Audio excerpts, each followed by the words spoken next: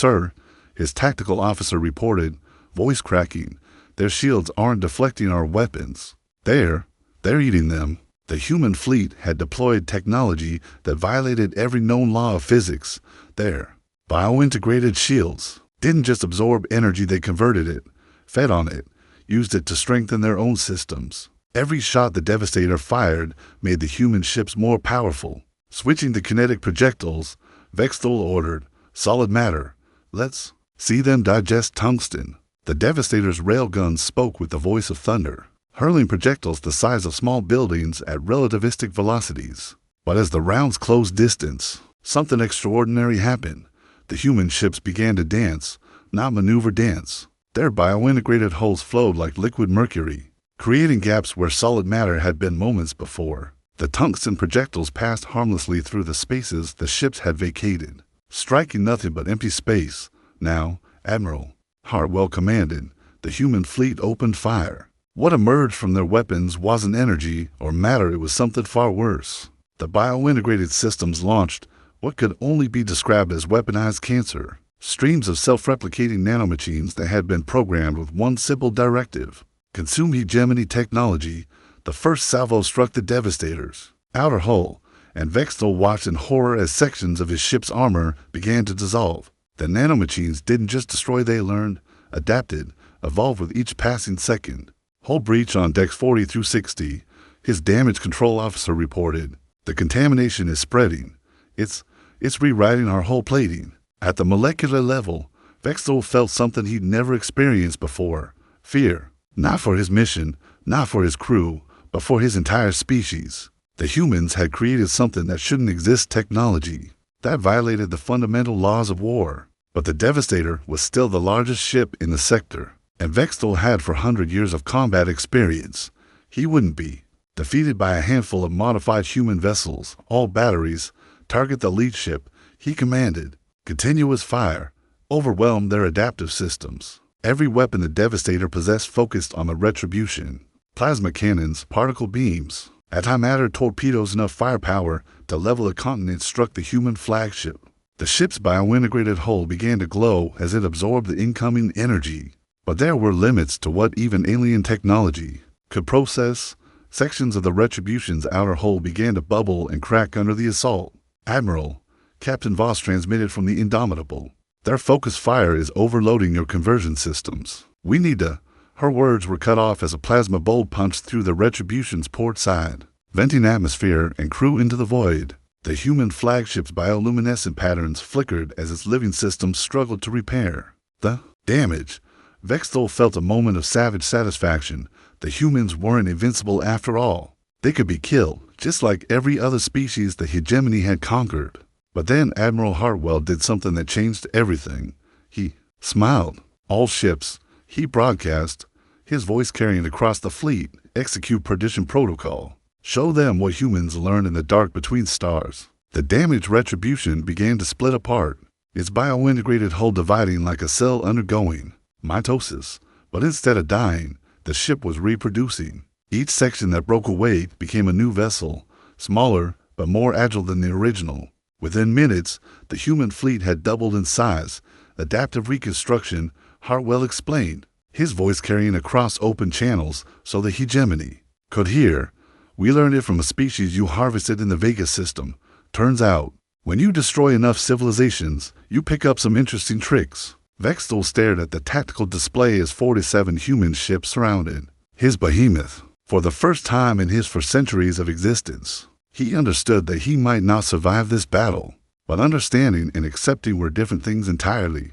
The Devastator spun like a wounded leviathan, its massive bulk trying to track targets that moved like schools of predatory fish. Vexthol had never faced an enemy that could literally reproduce mid-battle, and his tactical protocols were failing catastrophically. "Sir," his communications officer reported, "mandibles, clicking in distress. We're receiving transmissions from the Hegemony High Command. They're demanding an explanation for our delay." Vexthol's forearms trembled with rage. The High Command expected him to report another successful harvest, another species added to their slave pens. They had no concept of what he was facing.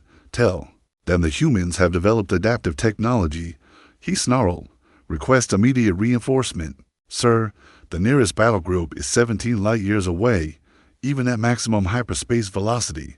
They won't arrive for 48 hours. 48 hours? Vexthol looked at his tactical display, where human ships swarmed around his vessel like antibodies attacking an infection. He didn't have 48 minutes, let alone hours. The human fleet had grown to 53 vessels, each one a twisted amalgamation of Earth engineering and stolen alien technology. Admiral Hartwell had learned the most important lesson of asymmetric warfare. When facing a superior enemy, you don't fight them on their terms. Captain Voss, Hartwell transmitted to the Indomitable, began neural mapping of their command structure. I want to know how they think. The Indomitable extended sensor probes that looked disturbingly organic, tentacle-like appendages that had once been part of a hegemony bioship.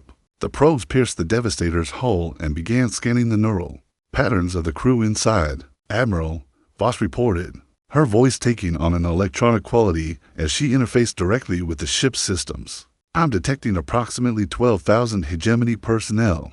Aboard the target, the command structure is hierarchical, but there's something else. They're connected. Hartwell's expression darkened. Hive mind, partial, individual consciousness, but shared tactical awareness. They're learning from our attacks in real time. This changed everything. The hegemony crew wasn't just adapting to human tactics. They were evolving their understanding with each engagement. Every successful attack pattern would be countered within minutes. Then we make sure they don't have time to adapt. Hartwell decided. All ships, implement Scorched Earth Protocol. We end this now. The human fleet began to glow with an inner light that had nothing to do with their biointegrated systems. Deep within each ship's core, antimatter containment fields were being deliberately destabilized. Not enough to cause detonation yet, but enough to turn every human vessel into a potential bomb. Vexthol's sensors detected the energy buildup. Immediately, they're going to ram us. He realized their entire fleet is going to self-destruct against our hull.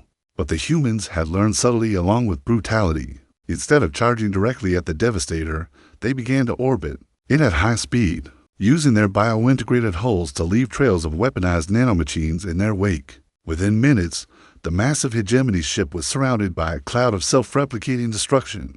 Hull integrity down to 60%, the damage control officer reported. The nanomachine contamination is spreading through our superstructure. At current rate of consumption, will suffer catastrophic failure within the hour. Vexthol made a decision that would have been unthinkable an hour ago. He opened a channel to the human fleet. Admiral Hartwell, he transmitted, his voice carrying the weight of 4 centuries of conquest. I propose a cessation of hostilities. Surely we can reach an accommodation. Hartwell's response came immediately, his voice carrying across the void with the finality of a judge pronouncing sentence. You came to harvest our people. You turned 17 colonies into graveyards. You made our children into slaves. He paused, and when he spoke again, his words carried the weight of every world the hegemony had destroyed. There will be no accommodation. The human fleet tightened its orbit, and the nanomachine cloud began to collapse inward. But Vexthol had one final card to play, one that would cost him everything. But might still secure victory. Emergency protocols. He commanded, overload the primary reactor. If we're going to die, we'll take them with us. The Devastator's massive reactor began to cascade toward critical failure. In 10 minutes, the explosion would vaporize everything within 1,000 kilometers, including the human fleet. And the colony world they'd come to protect died down on Kepler for to be. Governor Vorreiter watched the energy readings spike through her instruments. They're going to detonate, she whispered. 17 million people, and they're going to take us all with them. But Admiral Hartwell had spent 3 years preparing for this moment. The human fleet had been designed not just to fight the hegemony, but to survive their final desperate gambit. All ships, he commanded, implement resurrection protocol. Show them what happens when you threaten human worlds. The 53 human vessels began to link together, their biointegrated hulls flowing like liquid metal to form connections between ships. Within minutes, the entire fleet had become a single massive organism, its distributed consciousness focused on a single goal, survival. The merged fleet entity began to sing again, but this time the frequency was different. Instead of disrupting matter, it was calling to something else, something that existed in the spaces between dimensions. What are they doing? Vexthol demanded. watching in horror as reality itself began to warp around the human fleet. His science officer's voice was barely a whisper. They're opening a dimensional rift, but not for travel. They're using it as a weapon. The rift opened like a wound in space-time, and through it came something that made both humans and hegemony crews stop breathing. The darkness between dimensions had inhabitants, and they were hungry. 5 minutes to detonation, the Devastators. Computer announced in its mechanical voice. Hartwell stood at the center of his merged fleet. His consciousness expanded across 53 ships and 30,000 crew members. He could feel their fear, their determination, their willingness to die for the colonies they'd sworn to protect. Not today. He whispered to the cosmos.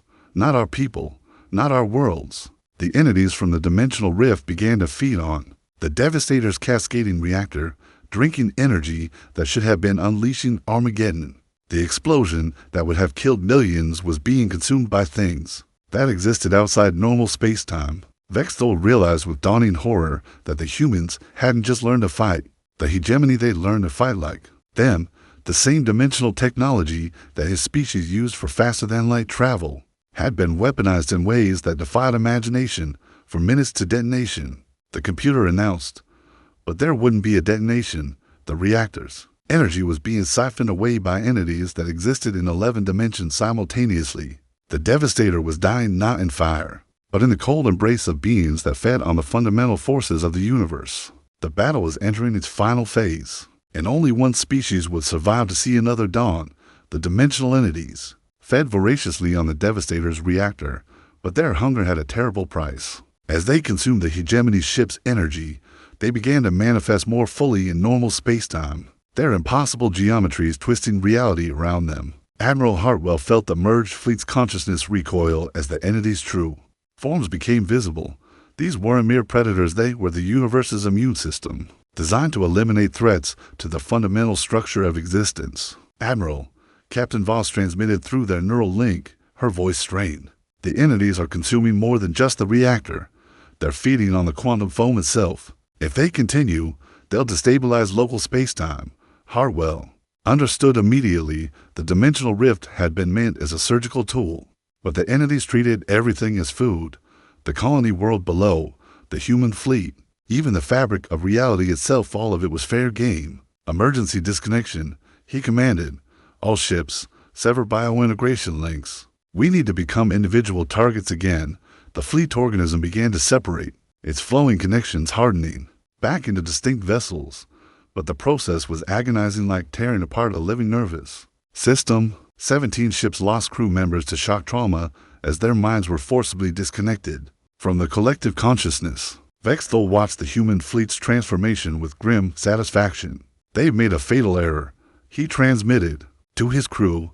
The dimensional entities won't distinguish between human and hegemony technology. They'll consume everything, but his satisfaction was short-lived. The entities had drained enough energy from the Devastator's reactor to prevent detonation, but they had also tasted something new, the biointegrated technology of the human fleet, and they found it interesting. The largest entity, a writhing mass of impossible angles that existed in 17 dimensions simultaneously, turned its attention to the human ships. Its voice came not through their communication systems, but directly into their minds. Creators of hybrid flesh, you have made something new.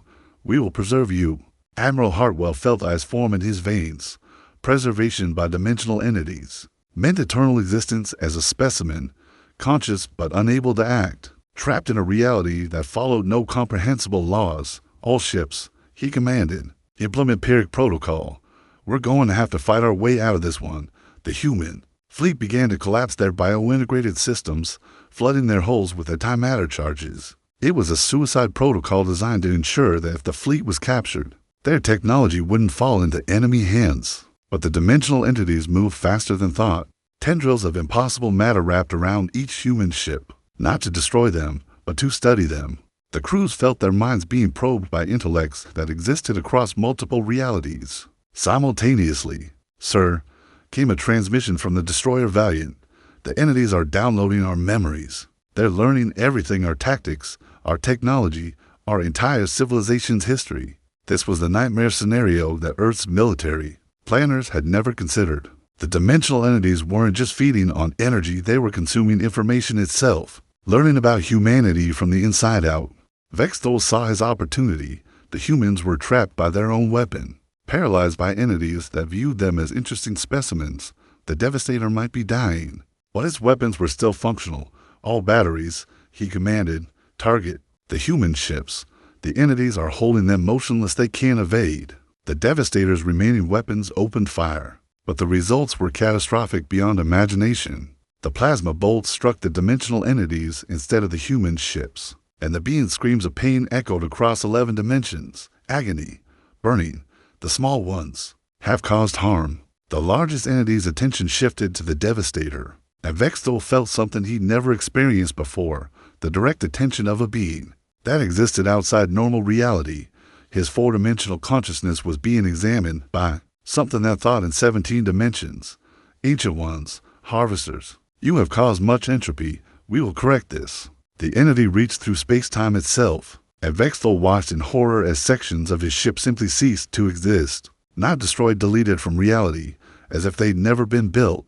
Sir, his tactical officer reported, voice cracking. With terror, 40% of our mass has been removed. The entities are editing us out of existence. But the human fleet wasn't passive. Admiral Hartwell had experienced the entity's mental probe, and he learned something crucial. The beings were vulnerable to paradox. Their multi-dimensional nature made them susceptible to logical contradictions. All ships, he transmitted, activate quantum uncertainty generators. Create paradox fields around your positions. The human vessels began to exist in multiple states, simultaneously present and absent, moving and stationary, alive and dead. The dimensional entities recoiled from the contradictions, their perfect logic unable to process information that violated causality, impossible states, paradox wounds. We must retreat. The entities began to withdraw, but their departure came with a terrible cost. As they retreated to their home dimension, they took pieces of local reality with them. Sections of space-time collapsed, creating gravity wells that threatened to tear apart everything in the system. Captain Voss, her consciousness still partially linked to the fleet's biointegrated systems, felt the approaching catastrophe. Admiral, the dimensional collapse is cascading. We have maybe 15 minutes before the entire system becomes uninhabitable. Hartwell looked at his tactical display, where the Devastator hung like a dying whale, its hull breached in 1,000 places. Vexthol's ship was finished, but the hegemony captain had one last weapon. His ship's navigation computer contained the coordinates of every human colony in this sector. If the Devastator escaped, 17 worlds would face the same fate as Kepler for to be. This is Admiral Hartwell to all ships. He transmitted, the enemy vessel cannot be allowed to escape. We're going to board them. The announcement sent shockwaves through the fleet. Boarding a ship the size of a small moon, while space-time itself collapsed around them, was suicide. But it was also the only way to ensure that the hegemony's harvest would end here. Sir, Captain Voss transmitted privately, our crews are exhausted. The biointegration trauma, the dimensional entity contact, half of them are in shock. We can't ask them to. I'm not asking, Hartwell interrupted. I'm telling them. Every human world in this sector is counting on us. The human fleet began to prepare for the most desperate boarding action in military history. They had 15 minutes to penetrate a 30-kilometer ship, fight their way to its computer core, and prevent the hegemony from learning the location of Earth's colonies. 15 minutes to save 17 worlds. The clock was ticking. The boarding pods launched from the human fleet like a swarm of angry wasps, their biointegrated hulls shifting and adapting to slip through the Devastator's defensive barriers. Each pod carried 20 Marines equipped with weapons that had been forged from the nightmares of a dozen conquered species. Lieutenant Commander Marcus Voidwalker led the first wave, his cybernetic implants interfacing directly with his squad's tactical network. The hegemony had made a mistake when they harvested the cyborg collective 3 years ago. They'd given humanity a template for integration between flesh and machine. Breach in 30 seconds, he transmitted to his team. Remember, we're not here to win. We're here to make sure they lose. The pods cutting lasers carved through the Devastator's hull like a scalpel through skin, revealing corridors that stretched beyond the horizon. The hegemony ship's internal structure was a maze designed to confuse boarders, but the humans had come prepared. Release the bloodhounds, Voidwalker commanded. The pod's biointegrated systems spawned a dozen creatures that looked like a cross between hunting dogs and mechanical spiders. These were the hegemony's own creation living weapons. Designed to track and kill intruders, the humans had simply reprogrammed them to hunt their former masters, the bloodhounds scattered into the Devastator's corridors, their enhanced senses seeking the unique pheromone signatures of hegemony crew members. Within minutes, the ship's internal communications were filled with screams as the creatures found their prey, but the hegemony weren't defenseless. Captain Vexthal had served in the Harvest Wars for 4 centuries, and he knew how to fight boarders. The ship's internal defenses came online, filling the corridors with neurotoxin gas and automated weapons that emerged from the walls. Like mechanical spiders, contact. Sergeant Elena Ghostwater shouted as a hegemony patrol rounded the corner. The aliens were 8 feet tall, with chitinous armor that could deflect small arms fire, while human weapons had evolved beyond simple projectiles.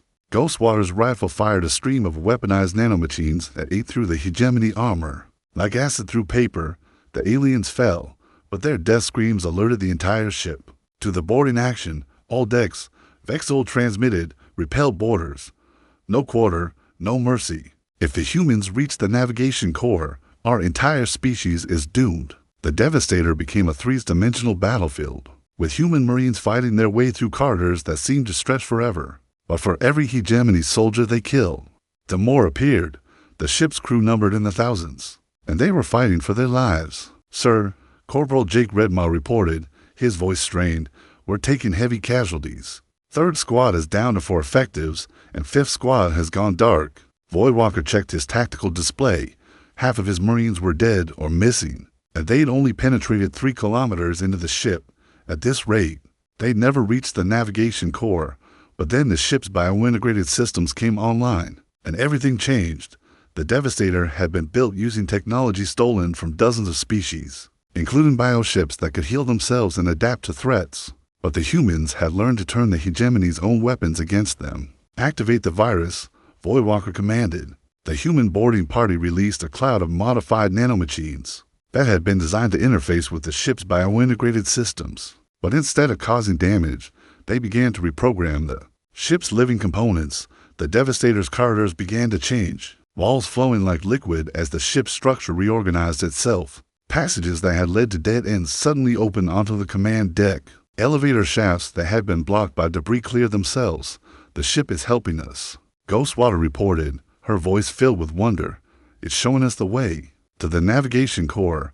But the reprogram came with a terrible cost. The Devastator's living systems had been integrated with the crew's nervous systems, and as the ship changed, so did its inhabitants. Hegemony crew members began to convulse as their implants were rewritten, their shared consciousness fragmenting into individual screams of agony. Vexthal felt his own implants burning as the ship's biointegrated systems turned against him. "Emergency shutdown," he commanded, but his words were lost in the chaos of a ship that was eating itself from the inside out. The human Marines pressed their advantage, fighting their way through corridors that reconfigured themselves to provide cover and concealment. But the hegemony weren't finished.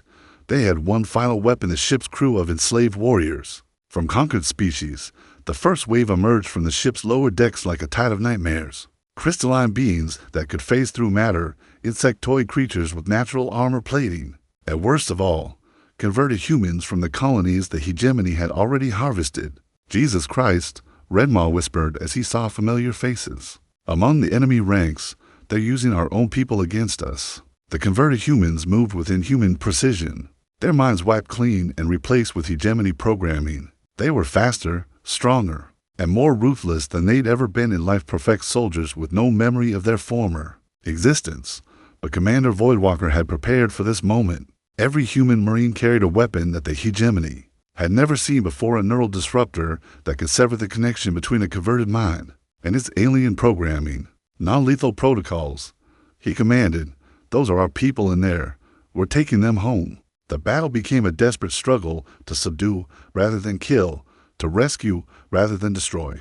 The human Marines fought with a precision born of desperation, using their neural disruptors to free their converted compatriots while fighting off the hegemony's other enslaved warriors.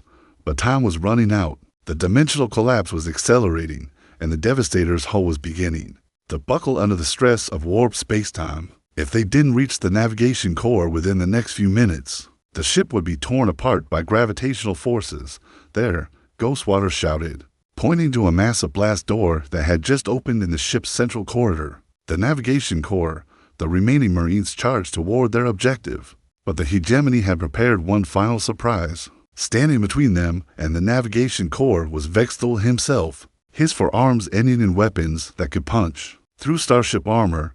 "You will not pass," he declared, his voice carrying the authority for centuries of conquest. "I have harvested 1,000 worlds, enslaved 1,000,000 species. I will not be defeated by a handful of human primitives." Voidwalker stepped forward, his cybernetic implants interfacing with the reprogrammed ship around him. "You're right," he said, his voice carrying the weight of 17 million colonists. "You won't be defeated by a handful of humans, the Devastators." Bio-integrated systems responded to his command, and the ship itself joined the battle. Walls flowed like water, floor plates became weapons, and the very air turned toxic to hegemony physiology. Vexthul stood in the center of the navigation core, his forearms weaving through the control interfaces with the precision of a master conductor. Around him, holographic displays showed the locations of every human colony in the Sector 17 worlds that the hegemony would harvest once he transmitted their coordinates to the fleet. "You cannot stop what has already begun," he declared, his voice echoing through the vast chamber. "Even if you kill me, the hegemony will find your worlds.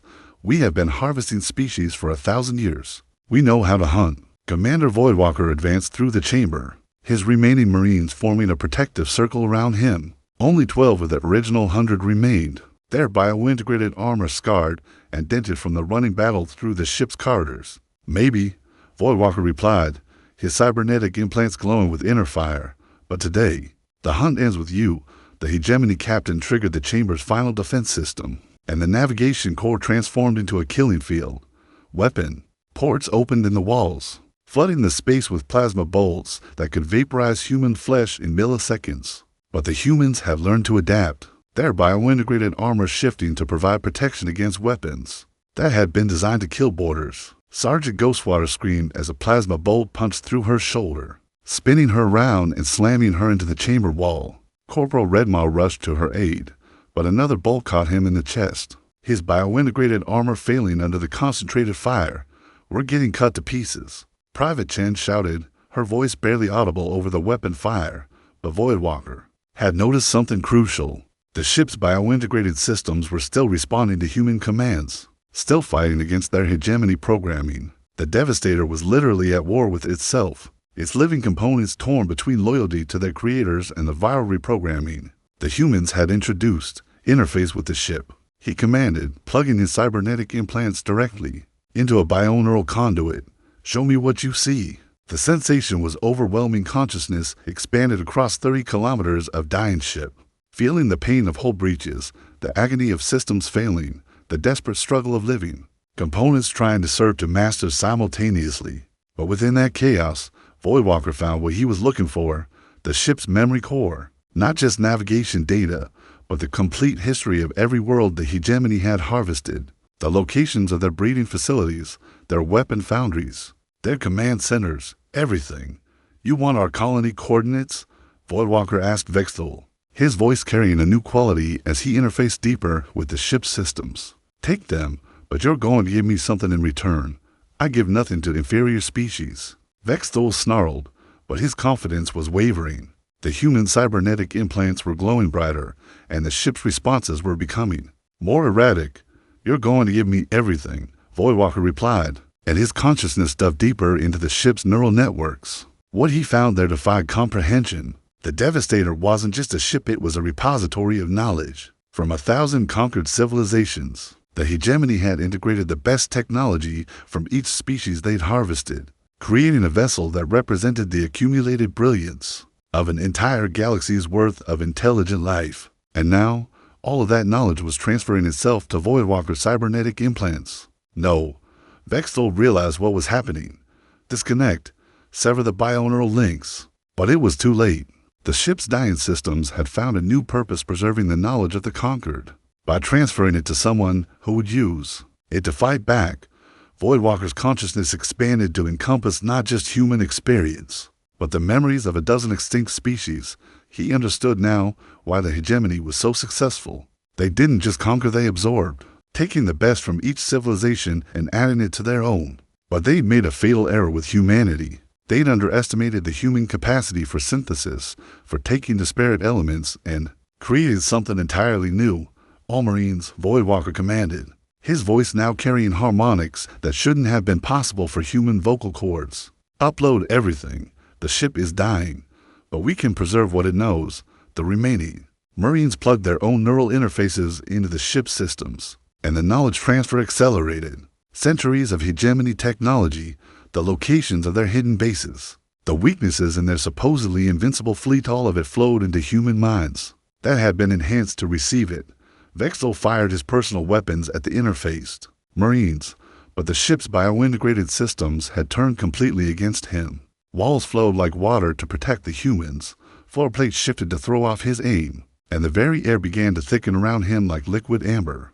"You think you have won," he gasped, his forearms struggling against the ship's restraints. "But you have only delayed the inevitable. The hegemony spans 1,000 worlds. We will rebuild. We will return." Voidwalker stood, his cybernetic implants now burning with the accumulated knowledge of dozens of civilizations. When he spoke, his voice carried the wisdom of species that had been extinct for centuries. "No," he said simply, "you won't." The navigation core's displays flickered and changed, showing not human colony locations, but something far more valuable: the complete layout of hegemony space, their shipyards, their command posts, their breeding worlds where they created the slave soldiers that made their conquests possible. "Transmit everything to the fleet," Voidwalker commanded. "Admiral Hartwell needs to see this."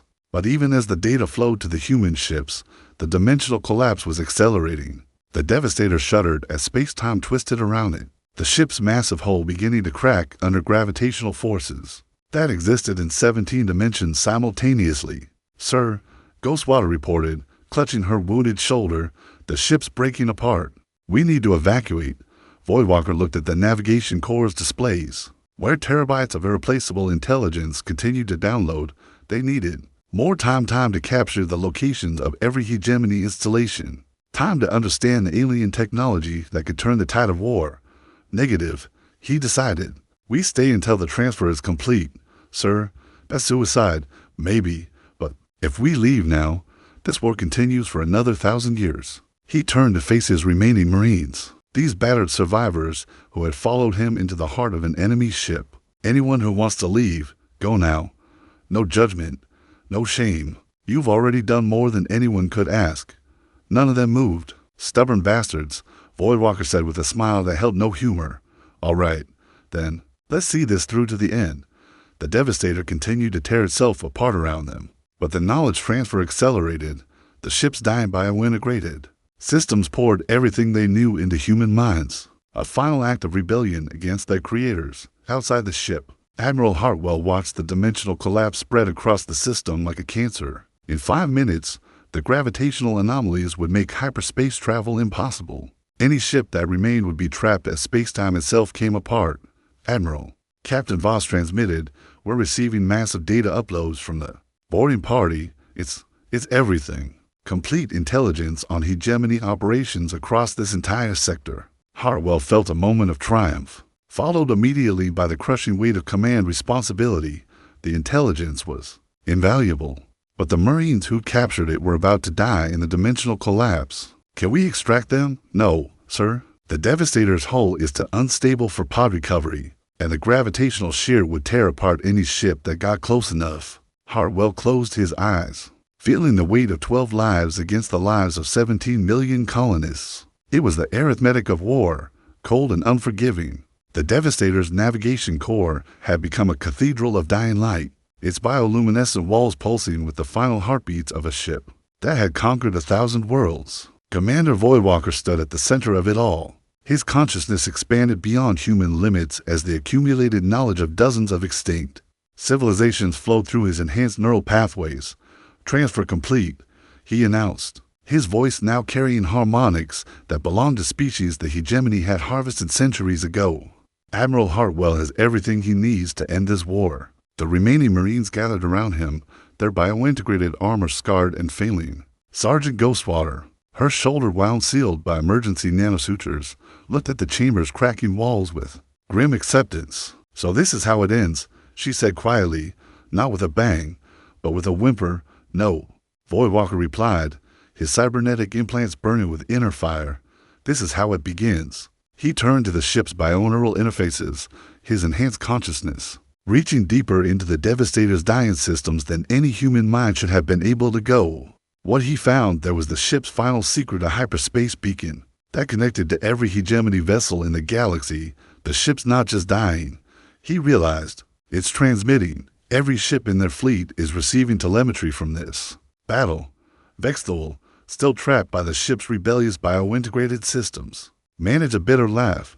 "Yes, human, they are watching you die. They are learning from your tactics. When they come for your worlds, they will be prepared." But Voidwalker smiled, and in that expression was the accumulated cunning of a dozen extinct species who have fought the hegemony and lost. Let them watch, let them learn. But they're not just seeing how we die, they're seeing how we think. He plugged his neural interfaces directly into the hyperspace beacon, and his consciousness exploded across the galaxy. Every hegemony ship, every command post, every breeding facility, all of them were connected to the same network that had made their species so effective at conquest. And now, that network was infected with human thought.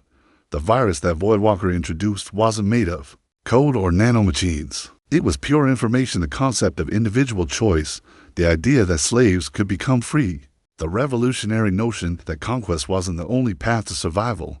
Across hegemony space, enslaved species began to remember who they had been before their minds were wiped clean. Converted soldiers paused in their duties as suppressed memories surfaced. Slave laborers looked at their overseers with new understanding. The revolution began in the breeding facilities, where the hegemony created their army of enslaved warriors. Species that had been enemies for millennia suddenly found common cause against their mutual oppressors. The carefully maintained genetic programs that produced perfect soldiers began to produce perfect rebels. "What have you done?" Vexthul screamed, his forearms struggling futilely against the biointegrated restraints. "What have you done to my people?" "I've given them a choice," Voidwalker replied, his voice now carrying the accumulated wisdom of civilizations that had dreamed of freedom for centuries. "The same choice you took away from them." But the effort had cost him everything. His cybernetic implants were burning out, overloaded by the strain of interfacing with technology that operated on galactic scales. He could feel his enhanced consciousness fragmenting, the borrowed memories of extinct species fading back into darkness. "Sir," Ghostwater said, supporting him as he collapsed, "the dimensional rift is closing. If we're going to die, at least we'll take some of them with us." Outside the Devastator, Admiral Hartwell watched as the human fleet prepared for their final jump to hyperspace. The intelligence they captured would change everything: the locations of hegemony shipyards, the weaknesses in their technology, the identities of species that could be turned into allies. But more than that, they'd proven something fundamental about humanity. When faced with extinction, humans didn't just fight, they adapted, they learned. They became something more than they had been before. "Admiral," Captain Voss transmitted, "we're detecting massive system failures across hegemony space. Their fleet formations are breaking up. Some ships are attacking others." Hartwell nodded grimly. Voidwalker's virus was spreading, turning the hegemony's greatest strength, their interconnected command structure, into their greatest weakness. The same network that had coordinated the conquest of 1,000 worlds was now coordinating their liberation. "Set course for Earth," he commanded. "We have a war to finish." The human fleet jumped to hyperspace just as the dimensional rift collapsed completely, taking the Devastator and its crew with it. But Commander Voidwalker's sacrifice had accomplished something unprecedented. It had given every enslaved species in the galaxy the information they needed to fight back. On Kepler 440b, Governor Vorreiter stood in her command bunker, watching as hegemony ships throughout the system began attacking each other. Converted humans were turning on their captors, remembering their origins and choosing freedom over slavery. "It's working," she whispered, tears streaming down her weathered face. They actually did it. The war that followed lasted 3 years, but it was unlike any conflict the galaxy had ever seen. It wasn't species against species or empire against empire. It was the enslaved against their enslavers, the harvested against the harvesters. And at the center of it all were the humans, Sharing their knowledge and their stubborn refusal to accept defeat, the hegemony fell not to superior firepower, but to the simple idea that every thinking being deserved the right to choose their own fate. Their vast fleets became the backbone of a new alliance. Their conquered worlds became the foundation of a galactic republic based on cooperation, rather than domination. Admiral Hartwell lived to see the end of the war, standing on the bridge of the Retribution as the last hegemony stronghold surrendered. The galaxy was free, but the cost had been terrible. Billions had died in the fighting. Entire star systems had been devastated, and some species had been driven to extinction. But humanity had proven something fundamental about their place in the cosmos. They weren't just another species to be harvested or conquered. They were something new, a bridge between what had been and what could be, capable of taking the worst aspects of galactic civilization and transforming them into something better. In the years that followed, historians would debate the true turning point of the hegemony war. Some would point to the dimensional weapon that nearly destroyed both fleets. Others would cite the biointegrated technology that allowed human ships to adapt and evolve mid-battle. But those who had been there, who had witnessed the sacrifice of 12 Marines in the navigation core of a dying ship, knew the truth. The war had been won not by superior technology or tactical brilliance, but by the simple human refusal to let others determine their fate. Commander Voidwalker's name was carved into the memorial wall at Earth's military academy, along with the names of his 11 Marines. Below their names was a simple inscription: they chose freedom and gave that choice to a galaxy. The Devastator had arrived first, bringing with it the promise of harvest and slavery. But Earth's Flotilla had made it a tomb not just for the hegemony crew, but for the entire concept of conquest through domination. In the end, humanity had done what they did best. They had taken something terrible and made it into something hopeful. The galaxy would never be the same, and for the first time in 1,000 years, that was a good thing. The stars belonged to everyone now, and that was exactly how it should be.